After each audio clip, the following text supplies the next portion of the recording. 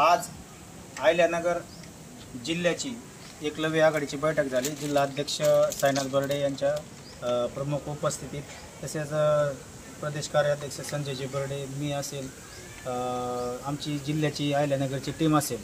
तर 12 तारखेला 12 जूनला आदिवासी आयुक्त कार्यालय या ठिकाणी दलित आदिवासी यांचा निधी राज्य सरकारने या ठिकाणी लाडकी बहीण योजना आणि महिला व बाल विकास खात्याकडे वर्ग केलेला आहे। हा निधी दलित म्हणजे समाज कल्याणाचा जवळजवळ 6,000 कोटीच्या पुढं आणि आदिवासींचा 4,770 लाख कोटी म्हणजे एवढा निधी या ठिकाणी शासनाने वळवलेला आहे।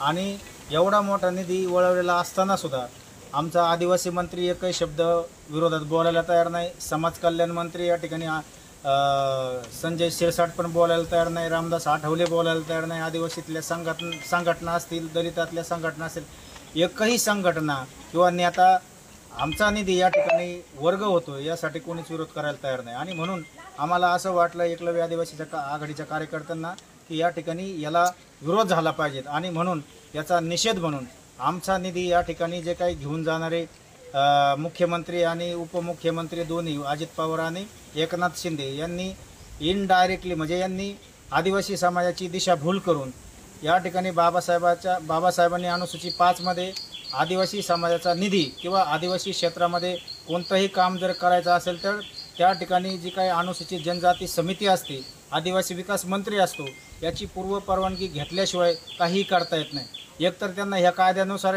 मुख्यमंत्र्याला आणि पंतप्रधानाला सुद्धा ह्या निधी वळवता येत नाही आणि हे नसताना तरीसुद्धा या ठिकाणी यांनी असंविधानिक पद्धतीने हा निधी वर्ग केला। म्हणून आम्ही मुख्यमंत्री देवेंद्र फडणवीस आणि अजित पवार, एकनाथ शिंदे यांच्यावर ॲट्रॉसिटीचे गुन्हे दाखल झाले पाहिजेत आणि आमचा आदिवासी विकास मंत्री अशोक उईके, तसेच समाज कल्याण मंत्री संजय शिरसाट आणि रामदास आठवले यांनी या ठिकाणी समाजाला फसवलं म्हणून यांनी नैतिकतेच्या आधारे या ठिकाणी राजीनामा द्यावा या मुख्य मागणीसाठी आम्ही या ठिकाणी SC ST निधी चोर मोर्चाचं आयोजन केलेलं आहे।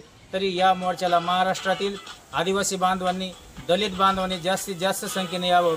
या मोर्चाला प्रमुख उपस्थिती म्हणून बाबासाहेब आंबेडकरांचे पंतू सुजातदादा आंबेडकर हे राहणार आहेत आणि म्हणून सगळ्या आदिवासी बांधवांनी, दलित बांधवांनी जास्तीत जास्त संख्येने या ठिकाणी या मोर्चाला येऊन विरोध करावा अशी मी विनंती करतो आणि या ठिकाणी थांबतो।